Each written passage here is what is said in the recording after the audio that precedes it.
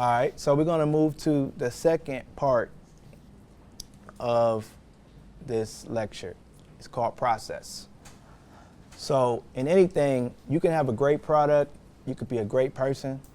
If your process is off, it don't even matter. Like, process can be your consistency, process can be your communication, process can be your transparency, process can be, your work ethic, like how much work you actually put into it.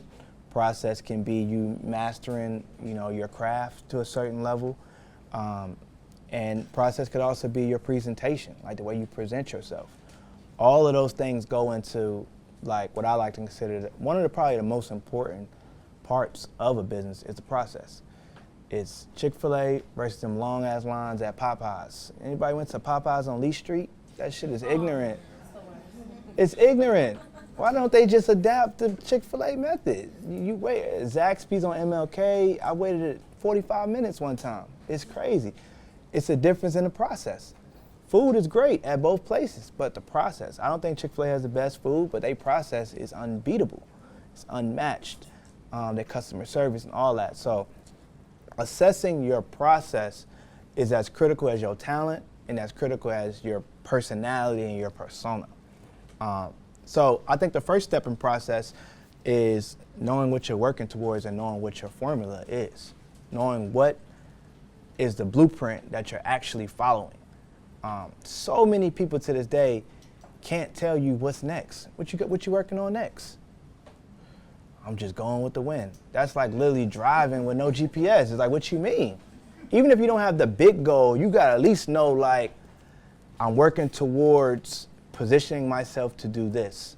And I know here's a baby steps, and maybe there's a big step that I gotta take, but I'm working towards something. You have to learn what the process and what the formula was. When I first started my career, and I was working with Metro and I was working with Young Scooter, I had no idea what the formula or process I was doing. I'm gonna be very honest with you all.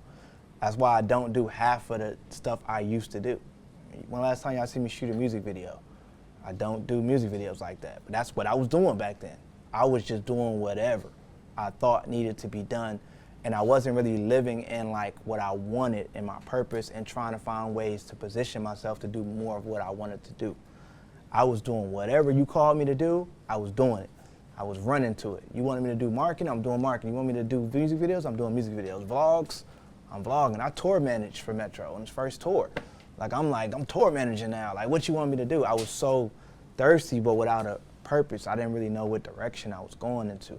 And that led me to a lot of like dead ends, like a lot of positions where I thought, oh, this is gonna work for me, I'm gonna go do this. No. This is gonna work for me, I'm gonna do this. No, because I didn't really have a vision, or I wasn't really working towards anything. It wasn't until 2015 I went on tour with Metro Boomin, Young Thug, Travis Scott, the Rodeo Tour, 2015. I was the only cameraman for Travis and Metro. Thug had BLB at that time. I don't know if y'all remember BLB. Shot a lot of really amazing Thug videos. At that time, like I said, I didn't have the formula. I just was going with the wind. I was working. I was trying to figure it out. That tour opened my eyes because that was the first time I got to witness the formula that worked for rap artists be truly applied to someone that was technically behind the scenes. And I got to see it put into action. I got to see Metro Boomin become a superstar.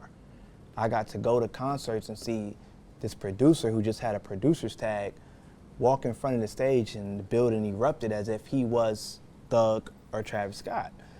Now, that had happened before, don't get it twisted. Mike Will did it a little before. He didn't really take it to that level, but he did it before. Timbaland, Dr. Dre, a few other producers, but a lot of them had to actually get on the mic to like make their presence felt. Like Metro didn't. Like it was just beats. You still have never heard his voice on a track, not even a skit. Like it was just beats. So for me, when I got with Metro, to backstory to that, I was working with Young Scooter and Gucci Mane, 2012. 2013, they both got locked up. So my whole movement stopped when they got locked up. I came to Atlanta and was like, what am I gonna do now? Like, I don't have nothing, I don't know what's happening. I had another reset. That's when I got with Metro, and me and him built something together. I took what I saw though with Young Scooter and certain principles I saw working with an artist that went from here to there. Relationships, the game plan, how he went to the radio stations, how he presented himself, how he had certain brand elements. If you know Young Scooter used to have the American flag bandana, like he had certain things that I was paying attention to, like, man, they see that American flag and they know you without seeing your face.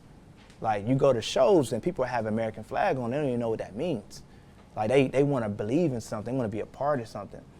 And Metro had an amazing vision in himself as well. He knew a little bit of the formula as well. When we came together and I taught him some things that I learned from being around other artists and things that he learned from his vision and his career, we basically attempted to put the music artist persona and formula onto Metro Boomin and see if it'll work. Like, when we were working together, we were shooting our own music videos. At that time, producers weren't doing that. Metro would produce a song for artists and then have me come and shoot the video right then. We weren't waiting for artists to tell us this is gonna be the single. And so many producers still do that to this day. It's like, I think I got one coming out on Thug new album. You think or you know, you gotta go force the issue. You gotta go shoot the video. You gotta add value. You gotta bring value. And when we were doing that with Metro, our formula was, I'm gonna put you in the video next to him. So you're gonna be standing right next to him in the video. You're gonna have vlogs every time you're in the studio and you're gonna have your face to these beats. So when they see Thug and they love Thug, they're gonna continue to see your face. When they see Future, when they see Migos, they're gonna continue to see your face. We're gonna do photo shoots. Your Instagram's gonna be popping, like you're an artist. Metro's always had fire photos on his Instagram. He's always been a part of photography. It's like, you're gonna get dressed in the BAPE and all that, and we're gonna do photo shoot of you. And that was the positioning that we did really early on. For me, I got to see it work for Young Scooter, 1,500 to 35,000. The day he got locked up, he got 35,000 in Miami. That was unheard of from an independent artist getting that per show. I then, after him, went with Metro, went from Metro making beats in the dorm room to us traveling the world on stage, rodeo tour and beyond. I watched that formula.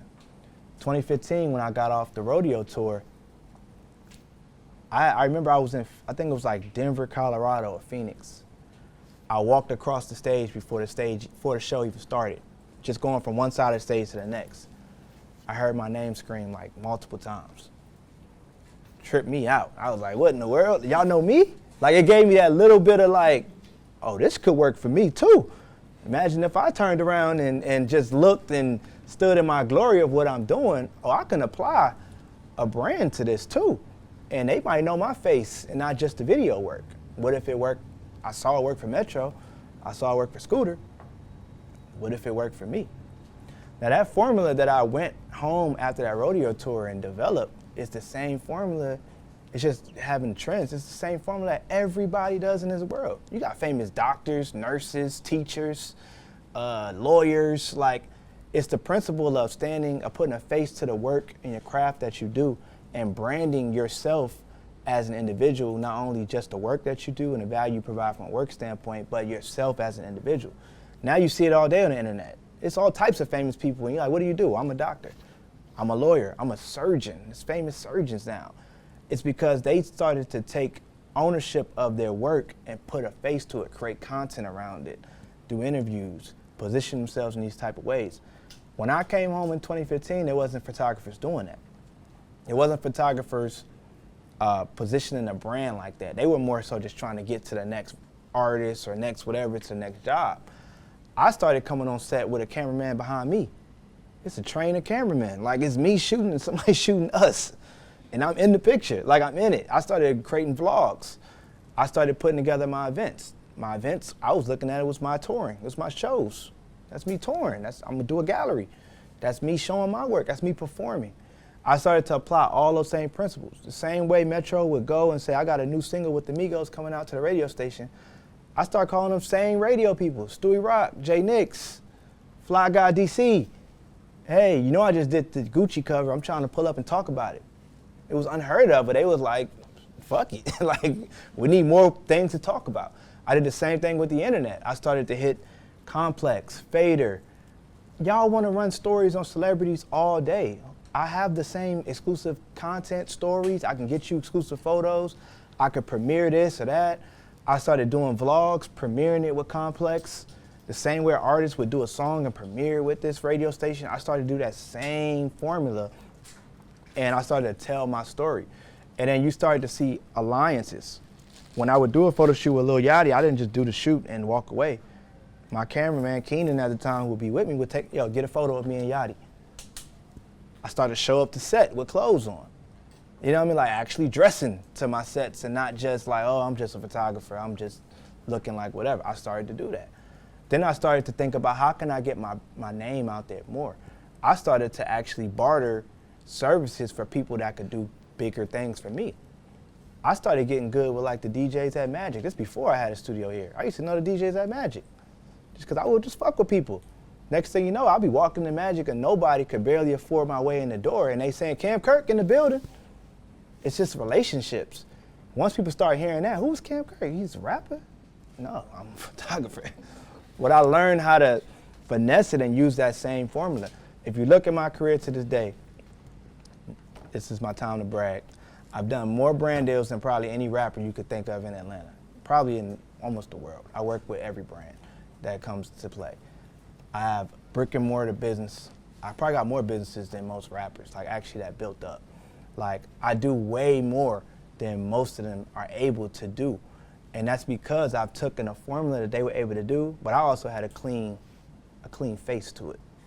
I became the guy you can work with that you ain't gotta worry about getting locked up tomorrow. I'm gonna be honest, that's just the truth nature of where my brand lies in Atlanta. I filled a gap. Every commercial entity wants hip hop, but they scared of hip hop. I gave them hip hop in a form that they can understand, a form that they can articulate. You know, I'm still a Morehouse graduate, but I'll give you hip hop. And my brand can go corporate world straight to the hood. You know, I can go straight to the neighborhoods, any one of them, and I'm gonna know people in there and I can relate and speak to them. The other day, one of my employees called me the rapper whisperer or something like that. I was like, because I was able to communicate with like a trap artist at a level that no other person in the room could. It was like a bond, like they know me. I'm one of them, in a sense, but I'm also able to position my brand. And a lot of that came from identifying my formula. So if you ever want to know what my formula is, and you ever wanted to question what moves or could predict what I'm doing next, my formula is I'm presenting myself as, I don't like to say a rapper anymore. Now I'm presenting myself as a celebrity, as the biggest celebrity. I'm selling celebrity. That's the formula that I do. And I think that's the formula a lot of successful people in this day and age are doing. They're finding ways to sell celebrity. Whatever it is they do, fashion designers, clothing brands, they're adding names to it and they're selling celebrity. And that's the formula that works for me. That may not work for everybody. I'm not saying that's the only formula out there. That's my formula, and once I identified it, it's very easy to know my next move. It's easy. So when I started selling celebrity, 2015, I threw the Trap God exhibit. You know what I mean? I had a relationship from World Star Hip Hop from working with all the artists that they would shoot their videos, they would post it. I started feeding World Star my videos because they know they wanted exclusives when I had a rapper stuff. I would feed them my videos and they would post it because of relationships. And I started to use the same avenues and channels that rappers did for myself. I did the Trap God exhibit. When I came home from Trap God exhibit, I knew the next celebrity thing I needed was billboards. I started putting rappers on billboards and putting my name right next to them, called the Day 4 exhibit. Once I did that, I said, man, I need a space. I need a place you can go to. And it's like, I'm at Cam Kirk's. I need to be bigger than me. Cam Kirk Studios. Did that for a while. You know, one of my most recent moves, I started my own label, Collective Gallery. I signed photographers, just like Quavo, whoever could sign rappers. I signed photographers. I'm on the same formula. QC the label, Collective Gallery.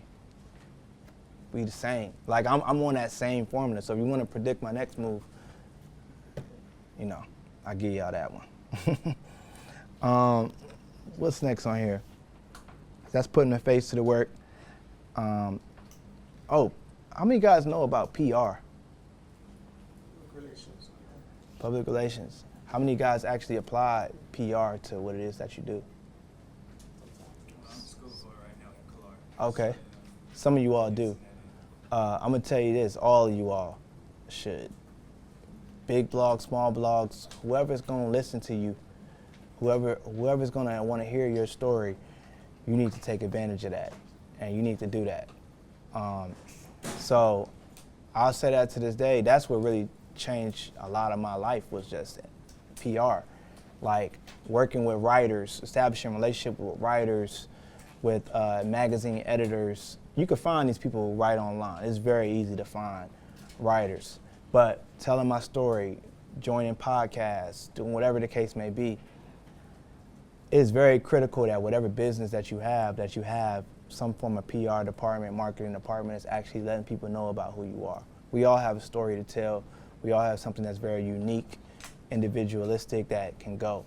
And it's important that you own your story and you're willing to tell it. So that's a part of the process that really worked for me as well, is just telling my story and putting myself out there, you hearing about it. Even if sometimes you do it yourself, set up a camera, a microphone, whatever, tell your own story.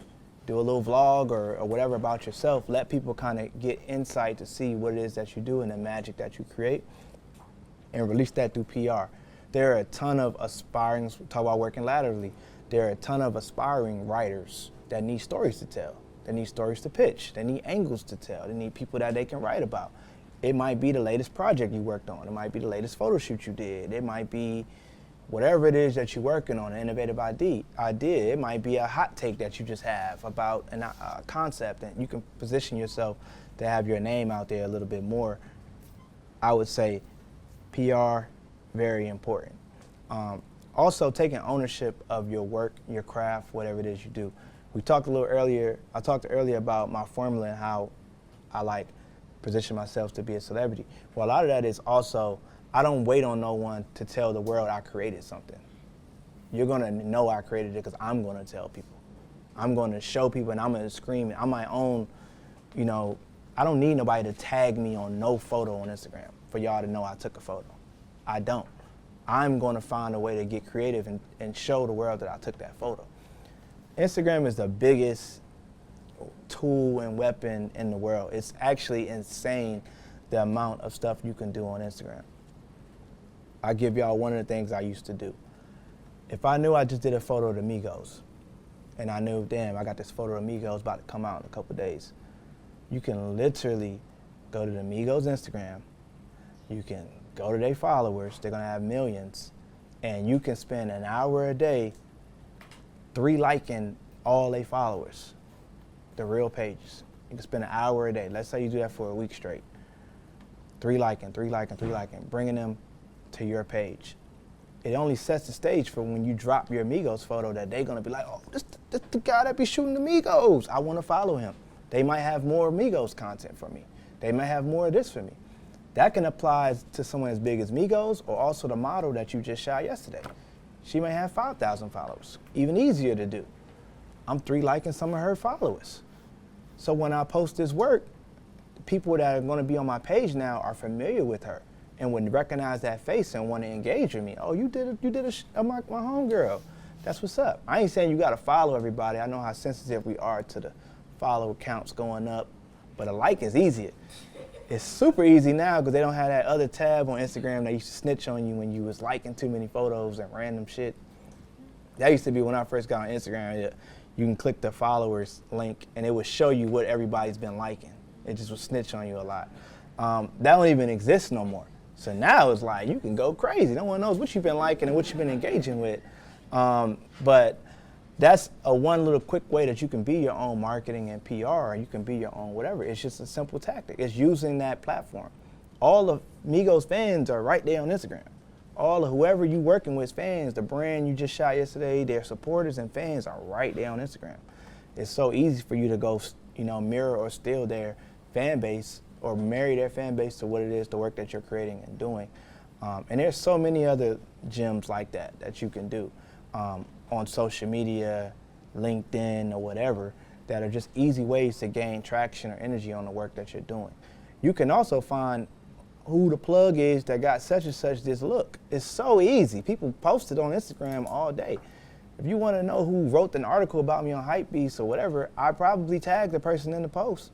It's just a matter, do you want to go see that, or do you want to just click Hypebeast page where it got 10 million people, or do you want to click the one tag on that photo that only got 300 and probably realize that's probably the one that made the shit happen because he tagged that person for a reason. There are a lot of hidden gems on Instagram. You just got to learn how to use it for more than just entertainment, but more for like strategy and a process to reach your goal and your audience in different ways. So I'll leave you guys with that gem as well. Also, I think the last one I'll say on this one, when we get into process, this is probably the most important thing, is maintaining a level of professionalism. Customer service, professionalism at all times. No matter what the environment, no matter how unprofessional the environment is. I've been around rappers that were 5-10 hours late, and I still had to be very professional in that moment to get the job done. I couldn't be like, well, shit, you late too, bro, what up? Nah, I had to still get the job done because of the bigger picture at place. I've been around rappers who, they got the drink, they got the weed, they got everything around you, and it's like, yeah, you want some? Nah, I'm here to work. I have to do that first. I'll never forget to this day when I was working with Future for a short stint, his manager assistant would tell me, like, no matter what, don't drink the alcohol. Don't drink alcohol. And I'd be like, yeah, I wouldn't do that. She's like, nah, y'all gonna be out, and he's gonna literally say, yo, Ken, let's get a drink, bro. And the second you do that, I'm gonna get a phone call, and you're gonna be getting sent back home. Like, people do things like that, and they hold you to a higher standard than you would ever even know. And it's so easy, I'm speaking specifically to my industry, but in the entrepreneurial world, to think that this is life without rules, life without boundaries. We just can do what we want to do and however we want to do it, that you forget that there's still rules of engagement. That same thing can apply to your consistency in your craft, your work, the quality of what you put out there. If you set up and you tell people you're going to drop something every week or once to this or do that, you got to live up to that process and you got to do it. That's how people don't think you the boy who cried wolf and like, man, he say he going to do some shit, but he don't ever do it. He just talking. Lead with the work, lead with that process. For my photographers, this is beyond photographers. This is just whatever work you do. Even if you're a clothing designer, a brand owner, whatever, deliver your work and take pride in delivering your work on time and fast. Pay attention to the trends of life. Everybody wants shit fast nowadays. Fast, speed. Everybody wants shit at the speed of light nowadays. You have to continue to develop with that trend of knowing that it's a microwave era. You have to find ways to be efficient and make your brand or your work product happen faster than ever without compromising too much quality. Do you know how many sets I've been on? And I'll have all this equipment and taking these amazing ass photos just for the artist to say, hey, my assistant, hey, take this, slap this one right here on my phone for me. And that shit ends up on Instagram. It beat me. iPhone, no nothing, no edit, and it's like they want it now. They fiend for it now. And I use the analogy, it's just like going to a restaurant. When you first walk into that restaurant, you willing to buy anything on that menu. You salivating, you hungry. If a restaurant comes out quick, sometimes that's better than the quality of the food. It's like, that shit happened quick, you excited. Your brain tells you this shit is amazing, this restaurant great, service is amazing, I got the food quick. Let that amazing ass food come out an hour later. I ain't even hungry no more, bro. I'm off this. You ready to leave. You ready to call the manager out. The food could be amazing. You like, I don't even want this shit no more. The same can apply to your product or what you're delivering. I used to kill the music industry because I was like less than 24-hour turnaround. I was like damn near like fast food for what I did. I did a shoot for you, you was getting it that day. I wouldn't leave the studio until you got your photos. I was in the presence with you was gonna get that delivery right then. If I went to your show and shot your concert, by the time I went home, I was still in the mode of working. I'm in work mode. I go home, I shoot the concert, I edit the photos, I deliver it. I beat everybody to WorldStar when I first started my career because I would go home, edit, and had a video in WorldStar's email by 6 a.m. when whoever posts on their team is up, ready to see what the latest. I was beating everything. I was TMZ. That's the formula. That shit is even more relevant to this day. Whatever your brand is, whatever your product is, how can you be more efficient? How can you move fast? And I'm gonna give you guys the biggest move fast trend. If y'all ain't paying attention to it, wake up. AI. AI is here. It's just the way our parents felt when the internet first started, how scared they was, and I don't like that. I don't like cell phones. It's here. It's making you move light speed at light years ahead. It's here. It's here. I can sit here right now. I'll even do this with whoever wants to see it. I can sit here right now as I'm talking to you guys, give AI a prompt that says, write me a business plan for Kirk Studios. It will do it in 2 minutes, a full-fledged business plan. I can ask AI right now to teach me anything. It will teach me and give you information in 2 minutes. I fear that social media, and I can say this because we're in a room of us, I fear that they feed black people fear tactics when it comes to technology and advancements in technology to keep us stupid. I'm just being as honest and upfront with it as possible. When we hear about AI, we're hearing about Drake's voice being mimicked on songs or how it could be used to this and this and that. And they're not teaching you how people are writing whole books using ChatGPT and selling a book on Amazon. Literally. Like, they're doing everything you can imagine on it. And the corporations that we look up to have had versions of ChatGPT for 20 years.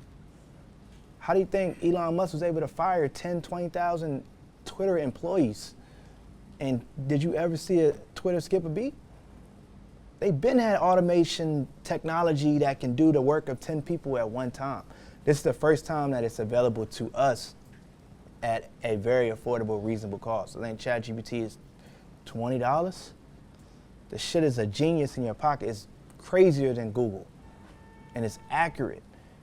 And it can accelerate your workflow at a high level. It can give you ideas. I've been on this platform. I'll give you a realistic example. I was on this platform. I had to do a collaboration with LVRN, the record label. I had a brand partnership, and they were pressing me like, yo, how are you and LVRN gonna work together? I gotta come up with an event idea I can do. I set 2 of my employees down in front of me. I'm like, fuck it, y'all come up with some ideas. I can't think right now. As I'm telling them my idea, I'm like, yo, I need an idea for how me, our brand, can work with LVRN, an event. Give me some ideas, like start talking to me. As I say it to them, it clicks to me like, I'm just asking ChatGPT too.